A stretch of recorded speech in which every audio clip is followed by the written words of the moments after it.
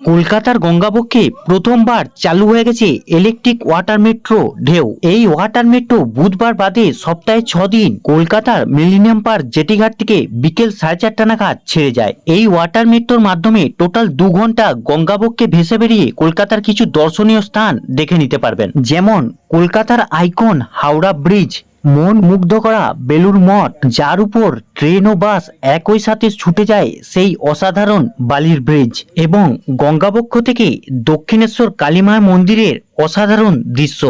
এছাড়াও আরো কিছু ঐতিহাসিক গঙ্গার ঘাট তোমরা এই ওয়াটার মেট্রো থেকে দেখে নিতে পারবে। এই ওয়াটার মেট্রোতে থাকছে 2 রকমের সিটিং অপশন, নন এসি 200 টাকা এবং এসি 300 টাকা। তার সঙ্গে থাকবে এই কমপ্লিমেন্টারি স্ন্যাক্স। 2 ঘন্টা গঙ্গাবক্ষে ভ্রমণ করার পর ফিরে আসার পথে আবারও দেখে নিতে পারেন খুব সুন্দর সন্ধ্যের লাইটিং এ হাওড়া ব্রিজ ও হাওড়া রেলওয়ে স্টেশন। তারপর 2 ঘন্টার জার্নি সম্পূর্ণ করে আবার আমাদের ওয়াটার মেট্রো ফিরে আসে মিলেনিয়াম পার্ক জেটিঘাটে।